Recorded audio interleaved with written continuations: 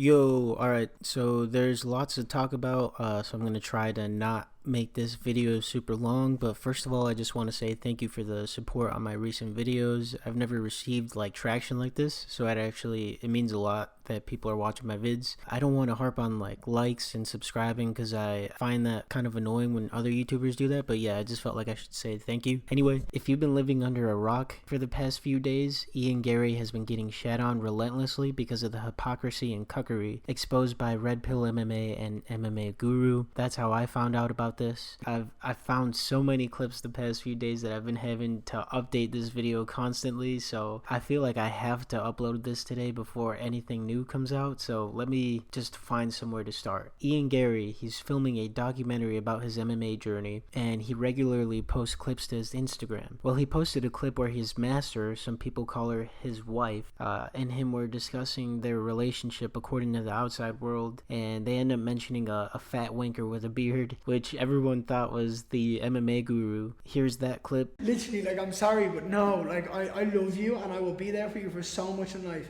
But you have no time. But I have zero time for this shit. Because if it's true, I will sit down and go, right, we need to talk about it. If you were a controlling, manipulative bitch, if you had control of my funds, if you were so controlling that I didn't have a choice, if you were a wag, if you had any of these things, if any of them were remotely fucking true, I'd sit down and give you time and conversation. But if it's some fat wanker with a beard talking about fucking something online that Veronica that could have said online, he wants to make a podcast about it, let the cunt be.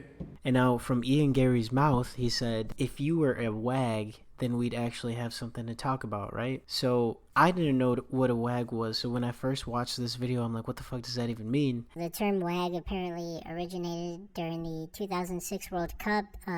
It was to categorize the wives and girlfriends of these football players. It became a derogatory term in some instances to kind of call these women spongers, or just people who kind of spend their husband's money, bear the fruits of their husband's hard work like leeches, basically. Red Pill MMA also exposed that his wife, Layla, had actually written a book titled How to Be a Wag back in 2010. Here we can see it available on Amazon.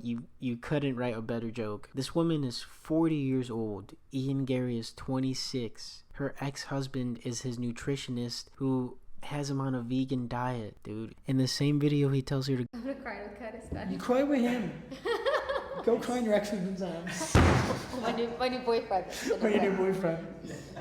That's fucking crazy that he doesn't feel some type of way about that. People were saying that the ex-husband lives with them too, but Ian and Layla are refuting that, and yesterday his wife posted a video to her Instagram clearing up the whole How to Be a Wag book story, where she says that it was satirical, and if you actually read it, you could tell. I wrote a book called How to Be a Wag. Now that statement itself is a little bit of a stretch. I can hardly call myself an author of an 11-page Audible-only satire story that was written in 2010. Now 2010, that context is key because that was during the FIFA World Cup, where I was working at OK Magazine, working with various different gossip mags, and we were creating this hilarious satire look at wives and girlfriends in football. That satirical look is, if you listen to it, really silly, and anyone who takes it as fact has completely missed the mark. While the book may have been satirical, again, according to her, that doesn't mean we can't call a spade a spade. That'd be like if EDP wrote a satirical book on how to be a pred, claims it was satirical, then goes and does what he did, claiming that he was only there for a cupcake, and all of a sudden that washes his hands clean. Nah, you're not getting off that easy. Back in 2018, when Dylan Dennis was arguably at his peak popularity, training with Conor and being in his corner for the Khabib fight, and then especially when they had that freaking huge brawl after the fight. Well, yeah, she slid into his DMs, right? The DMs seem innocent, but that's just a portion of it. We don't see the rest, So you could say she's always had a hand in the young MMA fighter cookie jar. Okay, so here's the new update. Ian uploaded a video to Instagram because he films everything about his life like a 13-year-old girl, and says that people are pissing him off and he might have to go after the middleweight belt before he goes and gets the welterweight belt. The more people talk, the harder I work. Got more people to prove wrong. It's not fueling me. It's pissing me off. Now we've got, I might have to win a middleweight world title before I win the welterweight. So he's throwing shots at Sean there for the shit that Sean's been giving him, which honestly, Sean's first video about it came from a good place. Like, you could tell, you know, was it unsolicited advice? Sure. But people are going to be talking about this. Like, you can't expect people not to talk about this. I mean, it's a huge story. Ian apparently threatened Sean with a lawsuit in the DMs if he didn't take down that video that Sean uploaded. Guys, I never talk about anybody's spouses, but this shit ain't right. It ain't fucking right. I gotta talk about it. Ian Garry, I remember when I met you, dude. It was in New York. You were this fine-ass girl. She had the little nipple coverings. We all fucking seen it, right? Everybody fucking seen it. But I remember thinking to myself, there ain't something right about that girl. There's something about that woman that ain't fucking right. The way she walked, the way she looked, the way she talked, I knew it. And now I'm finding out you're 26, she's fucking 40, the ex-fucking husband lives with you, you took the last name. Motherfucker, she wrote a book on how to be a wag. I didn't even know what a wag was until now, dude. This shit ain't right, dude. She's a succubus. You gotta run away, bro. Hot girls are a dime a dozen. We'll get you one. We'll get you ring girls. We'll get you two at the same time, bro. You gotta pull the ripcord, man. It ain't fucking right, my friend. You gotta pull that fucking ripcord. I'm here for you. The Making News here for you. Do the right things, Ian Garry. Fucking pull that fucking ripcord. To which Sean responds with another video. Y'all will not believe what just happened. So I'm a homie, right? And I send Ian Garry a message. And I'm like, bro, hey, here's the thing, man. Dicks before chicks, dude. I know you're going through some shit right now. I know that fucking you got preyed upon. I know all this shit, bro. And I'm here for you. Just give me a call if you need me. And this motherfucker, he says, I'm going to sue you if you don't fucking delete that. You're going to sue me, motherfucker. He said that I was lying. Motherfucker, I ain't lying. You are 26. She is 40. She wrote a fucking book on how to be old and be with a young athlete. I ain't fucking lying, bro. This is factual. And Ian Garry, I don't give a fuck about being sued. You think I give a fuck about that? You want me to respect you. You say that I'm gonna go fucking to Bass Pro Shop, wherever the fuck you go. I'm gonna go buy a 9. I'm gonna handle this like a man. I would have respected that. I don't fucking respect that.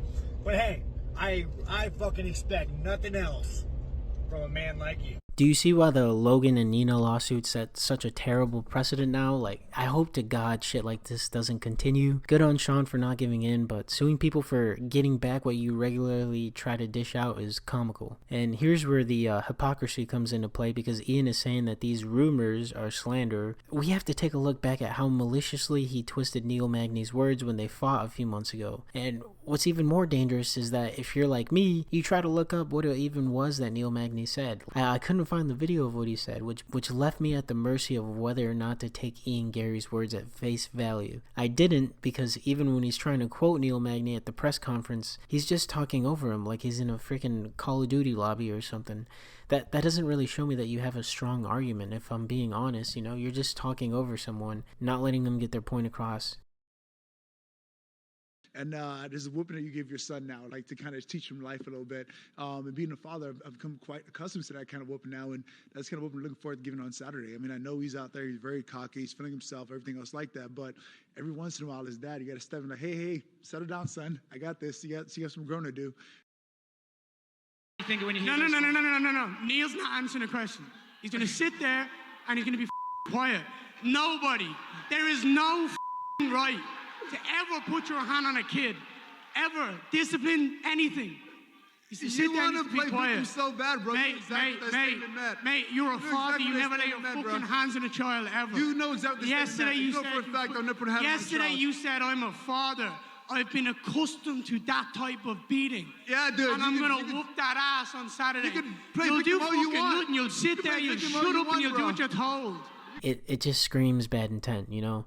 Even his wife joins in on the hate here in this Instagram post, and here's an issue I have with Layla, his wife. It's actually a despicable behavior on her part. Looking at some of her posts, it gives me weird vibes as to what type of dynamic they have in their relationship. It's like she gets off to Ian being a total asshole to not just UFC fighters, but civilians too. She wrote a blog titled What It's Like to Be Married to an MMA Fighter, and how much she likes that he openly attempts to get into altercations, I guess, whether it's calling people out for not saying thank you when he holds the door open, or saying I love me too when she tells him she loves him. It's like she lives vicariously through her husband's accomplishments. This clip shows that it wasn't actually even Ian Garry's idea to put Jeff Neal's mugshot on a shirt to promote the fight. It was mostly hers. There are no rights on mugshots, are there? It's your guys' idea. I just fall in love with it. Like, sweet. I mean, that's genius. That one. I like this one. Like this, no bigger. And I'd love to have a little bit of writing outside of the photo as well. I think that looks funny as fuck. You in? Yeah. It's fucking awesome. Oh my dear Jesus Christ, dude.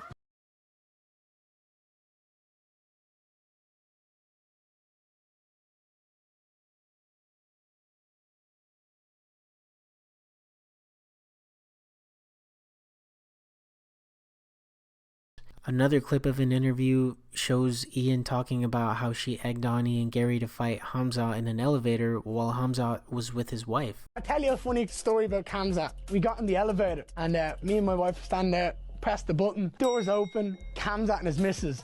I'd love to have a fight here. I'd love to just swing hands at Kamza in the middle of an elevator. I'd love it. Ooh, you're hard, showing off. The stories would have been fucking cool. And my missus like that, looking at me like her eyes popped out of her fucking skull. And she's like, do it, like have a fight with him. And I'm like, my fucking team, like in my head, I'm like, my teammate's about to fucking fight him tomorrow. I'm not fucking ruining that. Also, there's 2 fucking women in here. Me and him are gonna go to the death if we fight in an elevator.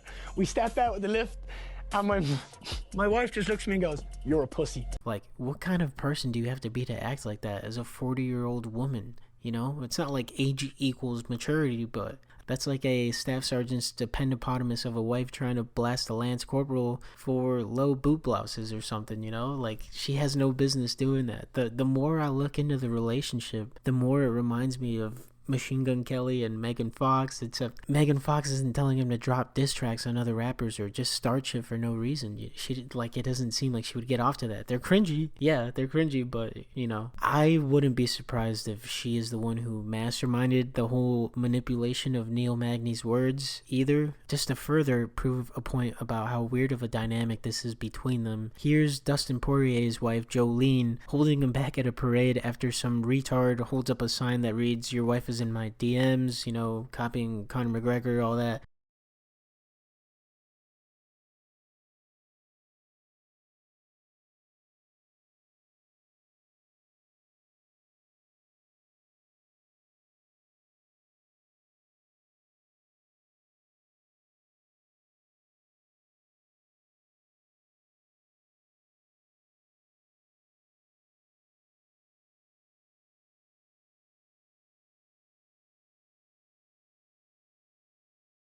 So we have someone disrespecting Dustin's family right in front of them. He has every right to put that guy in his place. I don't think he's going to knock him out. I mean, he probably has control over his emotions, but you can see he tried to slap him. She holds him back like a good wife does, right? You don't want your husband to go to jail. Even if he is defending your honor, you know, there's bigger problems in life, right? But then we have Ian Garry's wife, who, again, like I said, is egging him on to fight Hamza while both wives are there, both spouses, you know, in an elevator, unprovoked. When they both have a fight, I think the next day or something. I mean, sure, this could have just been them joking around. Best case scenario, right? This is just how they fuck around, you know? But I don't believe that's the case, honestly. After these other posts and seeing how she thinks, you know, and the way that Ian explains what happened, it's like he's giving excuses and reasoning as to why he let his wife down, and it's like he disappointed her or something. Even Chael is telling this dude to skip the pre-fight press conference because of how much shit he's gonna get, considering Colby and Leon are gonna be there, and Colby has virtually no filter, so you know he's gonna let the jokes rip at his expense. Obviously Leon is gonna be there too, and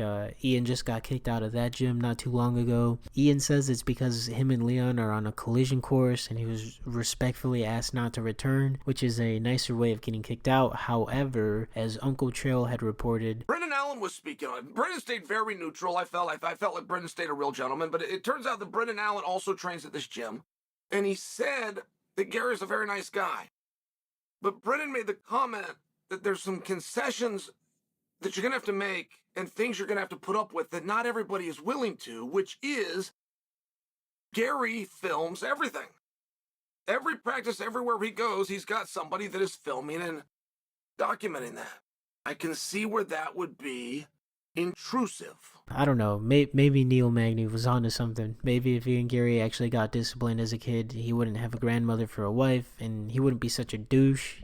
Let's not forget that he's fighting an old training partner and friend, Vicente Luque. There's no need to talk shit, right? This is a banger of a fight as it is. They're both good fighters, yet in one of Vicente's posts where it looks like he's been baptized, celebrating his baptism, you know, giving your life to God. It's a huge part of someone's life, especially if they're religious. Well, Ian, amongst all the congratulatory comments, decides to blasphemize his faith for what, you know? He's deleted the comments since then, but I have it here. It just shows his character as a person. Comparing himself to God on a friend's wholesome post, it's just, why? Like, him and Layla were definitely made for each other. Ian is the type of dude to talk shit about someone's parents at the lunch table, and then news comes out that his dad's a furry or something, and so he skips school, or he eats lunch in a classroom so people don't make fun of him. So he's privated his Twitter.